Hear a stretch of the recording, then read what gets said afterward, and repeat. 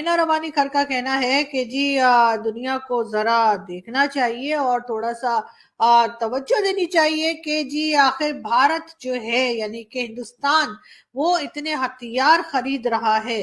जी हाँ, हिना रबानी खर का कहना है कि ये बिल्कुल सही बात नहीं है। जो वेस्टर्न ममालिक हैं उनकी जो conventional and non conventional weapons है नेबरिंग कंट्री में, ये basically south Asian strategic stability को जो है वो डिस्टर्ब कर रहे हैं और इससे हमारी जो नेशनल सिक्योरिटी है वो रिस्क हो रही है। ये नहीं बताया कि अगर भारत हथियार खरीद रहा है तो हमारे पेट में दर्द क्यों हो रहा है।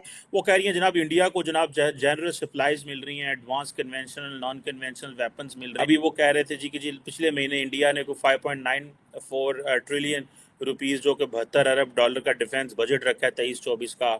आने वाले 6 माह साल हमारे साथ होने क्या लगा है। साफ साफ वो ये तो कह नहीं सकती थी कि जी इस वजह से चाइना जो है वह उसकी हालत खराब हो रही है या चाइना जो है वो भागा भागा फिर रहा है। TTP wants to push government out of Khyber Pakhtunkhwa to establish Sharia.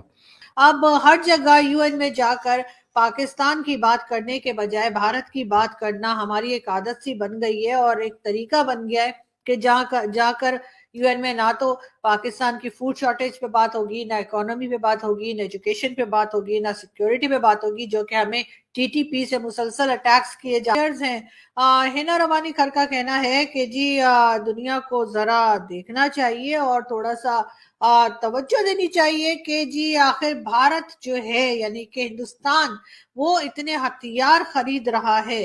जी हाँ, हिना रबानी खर का कहना है कि ये बिल्कुल सही बात नहीं है कि इंडिया में जो है इंडियन गवर्नमेंट जो है वो एक बड़ी तादाद में हथियार खरीद रही है, वेपन्स लिए जा रहे हैं जो कि उनके ख्याल से नहीं होना चाहिए और एक गलत चीज हो रही है, उसको दुनिया को रोकना चाहिए और दुनिया को उसकी तरफ देखना चाहिए। मैं आपको ये भी बता दूं कि जी कहा ये गया है कि 72.6 बिलियन डॉलर्स के जो है वो तकरीबन इतनी ही अमाउंट जो है वो बताई गई है जो कि इंडिया स्पेंड कर रहा है हथियार खरीदने में।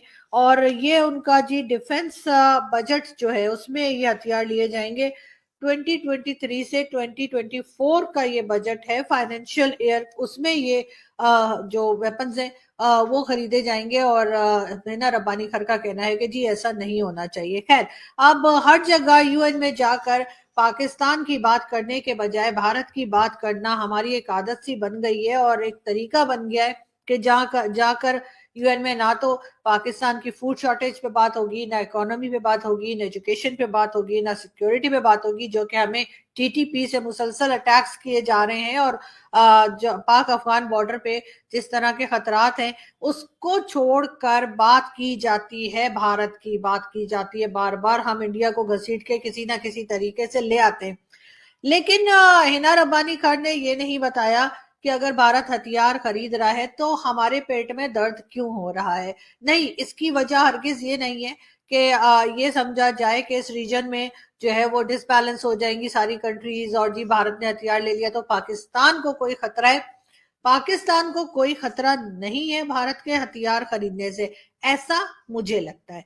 तो फिर खतरा किसको है, ये बात सोचिए। जी हाँ, भारत से खतरा है चाइना को और चाइना ने आके हमें कहा होगा कि जी जाओ जाओ जाके ऐसे बोल दो और बस जी ये सुनते ही जो है ना रब्बानी खर उठी और उन्होंने जाकर बात की और ये कहा कि जी भारत हथियार खरीद रहा है और वो साफ साफ वो ये तो कह नहीं सकती थी कि जी इस वजह से चाइना जो है वह उसकी हालत खराब हो रही है या चाइना जो है वो भागा भागा फिर रहा है। तो जाहिर है क्योंकि चाइना हमारा दोस्त है, जैसे हम कहते ही हैं समंदर से गहरा, आसमानों से ऊंचा, पहाड़ों से ऊंचा, पता नहीं कौन सा दोस्त है। लेकिन हिना रब्बानी खर भी लगता है कि शायद she is playing to the gallery और व्हाट।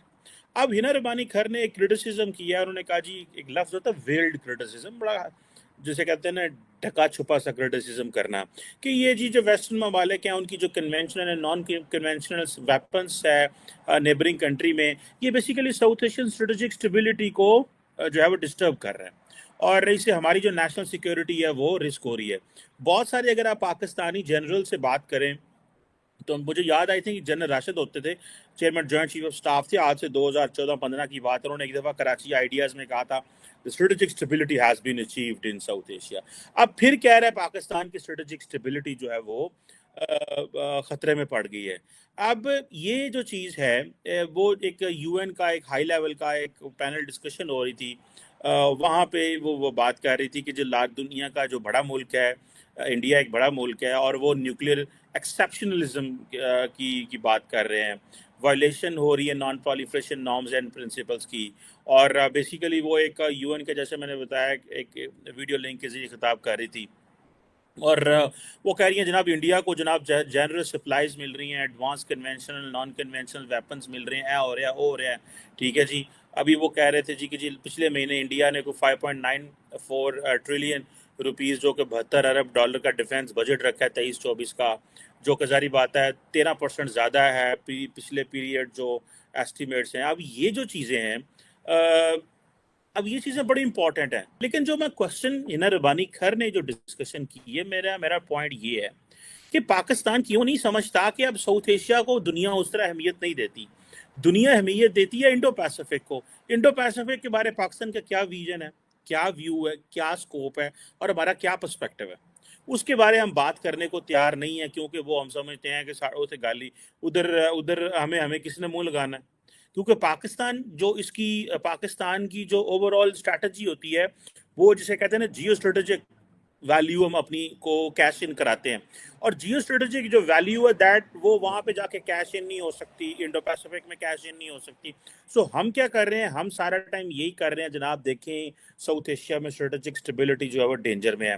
اگر ساؤتھ ایشیا میں اسٹریٹجک اسٹیبلٹی ڈینجر میں ہوتی تو دنیا کی ضرور اٹینشن یہاں پہ ہوتی. دیکھیں ساؤتھ ایشیا کو دنیا ویلیو نہیں کر رہی، دنیا ویلیو کر رہی ہے انڈو پیسفک کو. دنیا کا ہر ملک، امریکہ سے لے کے کوڈ کی بات